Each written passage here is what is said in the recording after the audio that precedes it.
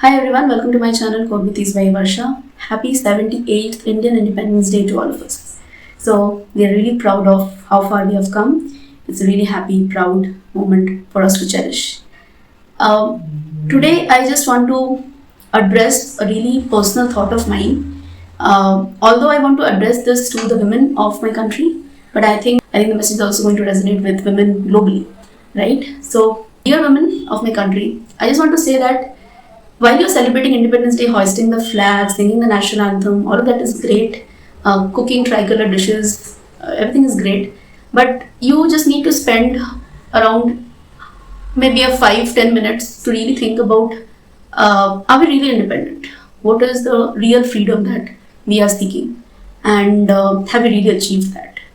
So, in our country, where basic human rights is also not accessible to the rural women of India, my message is not for them. My message is for the modern, independent, the modern, fiercely independent women who are in the urban cities and like to think of themselves as being a really independent women just because maybe they have got good education, they have the right to vote, and they are getting a nicely paid job working in a metro city. And they think that, wow, because having financial independence equates to real independence for them, and they think they're independent, right? But are we really independent? Why do I say so? Is because merely having a degree, a good education, and a job for urban women is not important or is not enough. We need something more. We need to do something more. And what is that more is what I want to talk about today. I think many of you would find this notion really negative and would like to say that apart from financial freedom, what else do we women ask for? What else do we need? But there are certain things which we are not asking for. We are not asking from anybody, but it is just asking for ourselves. So that is the thing what I want to cover today. So in order to be really independent, here are the certain things which we should be trying to implement and trying to do. And once we do that, we'll actually feel the real joy of being independent. So the first thing is to be able to take solo trips. Now, why am I saying to be able to take solo trips? Not the trips with the friends, not the trips with the family. Because there is this notion or that fear among most of the women. I know many women are still taking solo trips or maybe going solo with group tour packages. But the point is, being solo means nobody you should be dependent on. So being solo means you shouldn't be dependent on anybody. You should be planning the trip end to end. It's like on the beginning, it is okay to go with the group tours also. But the thing is, also try to plan your trips independently. Why do I say so is this is going to help you overcome the fear and the societal conditioning that women are not allowed or they cannot travel alone because this country is not safe for women. I agree to that. But you know what? The thing is, what is the point of this education? What is the point of this degree? What is the point of this job? What is the point of this entire wisdom that we get along the way? If we cannot put it to good use by doing the necessary research on where we are heading to, what are the backup plans we should be having, what are the backup routes we should be knowing, how well you are aware of the Google Maps, and just knowing everything end to end. Just like you would depend on anybody else for doing all of this for you, you should be doing all of that for yourself. And that is a real liberation, that is a real independence, what we are trying to seek for. And I'm sure people are going to put you under this social shackles of you shouldn't be traveling alone, it's not safe for you. Understandable, it is not safe for you, but most of the things arise out of knowledge gaps or of not being aware of certain things. Like, for example, what time is the good time to visit a certain place, or maybe what can be the backup road which we can take, what are the other roads which lead to this destination, and it can be a lot of different things. But knowledge gaps is one thing. And also, my this thing is, what is the point of all of this education if I cannot travel and explore my own country on my own? I don't understand this. Like, what is the problem? What is holding us back? Just because the country is not safe, is it really not safe? Or is it just our awareness? And then mishaps happen, accidents happen everywhere else. Like, that shouldn't be stopping us from taking the trips which is going to help in our self growth and exploration and discovery, right? You are allowed to visit your country. You should be allowed to explore your country. I mean, what is this allowed thing? You should be able to explore your country on your own. Otherwise, just throw your degrees and just get out of your job and just, I don't see any point in being caged in your cubicle, caged in your city, caged in your home, and you just cannot travel. You just need to be dependent on your father, your brother, your partner to be able to chart out a trip itinerary for you. Come on, girls, this is not that. The next thing is you should be setting personal goals for yourself, like so personal goals under your life, your career, your health. You should have a checklist of the goals that you want to achieve, right? See, all the things that we have done so far, all the things that we have achieved so far is a result of a roadmap which was given to us when we were a kid. Do this, do that, after this, do that, and all of that. So there was no goal setting done by ourselves. As we grow up and as we grow independent, we understand that there can be certain goals which we ourselves want to achieve without anybody else telling us. So this is what adulting is about. So nobody is going to tell you what to do, what not to do at this point in time. You have the autonomy over your life, and this is the right point where you should be setting goals, personal goals for yourself, and you should not sacrifice your goals to meet the demands of anybody else. So maybe take that education that you want. So for example, you wanted to be a singer all this while and you're doing a corporate job. So now it can be a matter of shame to many people that I can just pursue my music as a side, as a hobby, and I don't want to really do it seriously. But that is wrong. If needed, you get into some academy, get some sort of formal training, and hone your music skills. This is not a matter of shame, but this was a personal goal which kind of got suppressed because of the society's roadmap that was given to us, the checklist which was given to us. And now that we have ticked off all the boxes, now we are on our own and we are free to do whatever we want to. So take this YouTube channel, for example.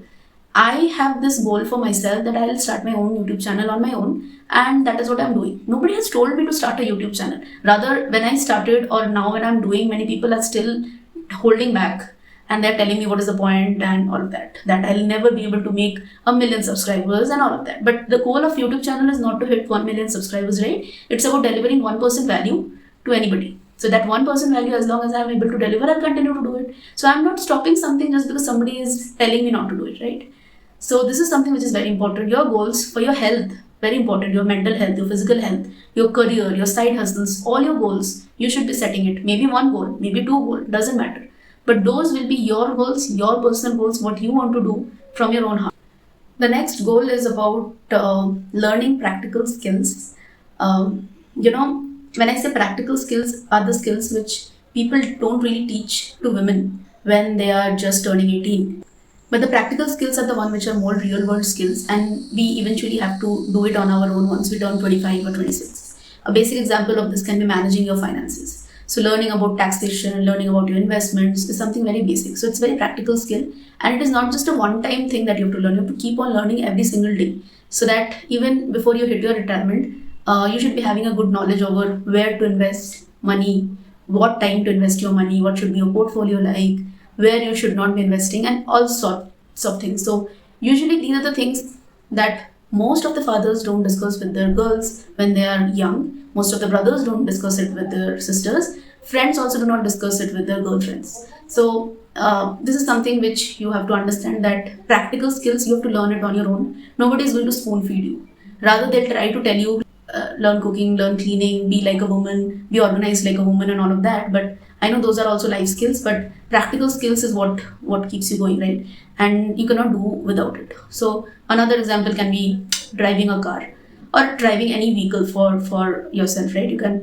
You should be able to do that. That is also another practical skill. One more thing which I have noticed is learning to buy gadgets on your own without again depending on anyone. There are tons of videos on YouTube, tons of reviews on Google. Do your research. And your phone, your laptop, your iPad, just do the research and buy it on your own without being dependent on anybody to buy that for you. And one more thing is, nowadays geopolitics is such a big concern. So women are not much inclined towards this.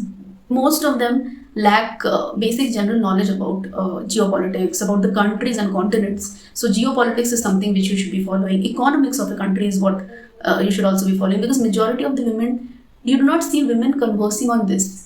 Randomly, when I see women around me going somewhere or what, like 90% of them will be scrolling through some Myntra, Amazon, playing games. Like, it also depends on what circles do I mix up with, but I'm talking of the average Joe women around me, which forms the majority of the workforce, right? The corporate women again. So they are just biased about how do they want to look in the office attire, how do they want to dress up in their best, but they're not much inclined about the day-to-day news, how the country is functioning, where you should apply for your next job, why should you go to that particular country in the abroad. So all of these things might seem minute, and you'll be like, okay, I'll check with my some male counterpart. But the thing is, you shouldn't be dependent on any other male counterpart. You should be doing your own research. I'm not saying that you're going to get fooled by someone else, but it also gives you a more liberating feeling, that it will also give you more satisfaction, right? Personal satisfaction, that you have been able to decode it on your own. So women, do learn the practical skills. It's going to give you a heavy ROI in the future. The next thing which you should be doing is take up solo projects.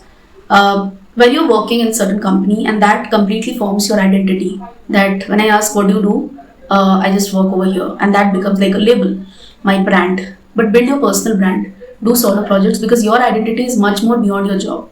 So you may be working at your dream company, but your identity should not be solely dependent on which company you're working for. So you should have your own identity, your own personal brand is what you'd also hear nowadays, right? So doing solo projects, again, for example, for me, writing blogs on Medium or doing this YouTube channel is also helping me to carve my own identity and my own space in this digital world. So that when I turn old and I'll just look back and I'll just have these digital assets and I'll be like, okay, I did something much like beyond my job. And that is a completely different feeling, right? You can work on your side hustles. You can do anything, just do it on your own. Any kind of DIY projects you can do. So whatever you feel like doing. So just pursue some serious hobbies outside of your work, and just don't Netflix and chill, because these things are also going to, you never know how they are going to make you independent. You simply never know. But once you start practicing this, you'll have much more confidence, you'll have much more affirmation in you, and a lot of self-belief. And I cannot express it, it's just beyond words when you do these things. It gives you confidence that you can also figure out things on your own. You have a strength of your own, and it is not your education and degrees that is what matters. You have a multifaceted personality, and that is always going to give you some edge over the other. Finally, I want to wrap this video up by talking about the fifth tip, and that is about, apart from financial independence, try to have emotional independence also. And being emotionally independent means that you should not let others take control of your emotion. You should not be like, I am angry, or I am upset, or I am irritated because of this XYZ person. That simply means that somebody else is controlling you and you are not in charge of your emotions. The best way I deal with it is I just completely alienate or isolate myself for maybe a couple of hours to a couple of days, and I speak to myself on my own. I try to journal, I just retrospect, and I just try to calm myself down. I do a bunch of other things also. So I just try to take that space for myself, and I just try to think, is it really worth getting upset over? Is it really worth getting angry over? So in that way, you're channelizing your emotion not towards some other person, but you're trying to channelize it inwards. And once you keep on doing this and get into this habit of doing it, you'll see that nobody on this planet will ever be able to control you or your emotions. You will stop seeking external validation also from others. That somebody is saying, oh, you're looking pretty today. Oh, you're looking confident today. And you'll be like, yeah, I am. Because I have put in efforts to be so. Like, probably you have lost some weight and you're looking really slim and fit. So you'll be like, yeah, I have put in efforts to do the same. And you should not be getting like all overwhelmed because of you shouldn't be getting really overwhelmed because you got the compliments and just going gaga over it. The point is, you should have charge over your mind, thus your emotions. And that is what emotional independence is also coming from. So financial independence, as you can see, although many people have started to have it, but being emotionally independent is also crucial, like really, really crucial nowadays. So yeah, that's it from my end. Again, happy Independence Day to all of you. I hope with the tips that I have spoken, some or the other may resonate with you, and you will start implementing it from today or tomorrow. I'm sure you're going to gradually turn fiercely independent and just not be dependent on anybody else. And you'll see that over that period of time, you'll also command a lot of admiration and respect and praise from the same people who once tried to pull you down. From the same people who once tried to pull you down, or just tried to belittle you because you were too much clingy or over dependent on somebody else. So yeah, with that note, I'm wrapping today's video. Jai Hind, Jai Bharat. Really proud to be an Indian.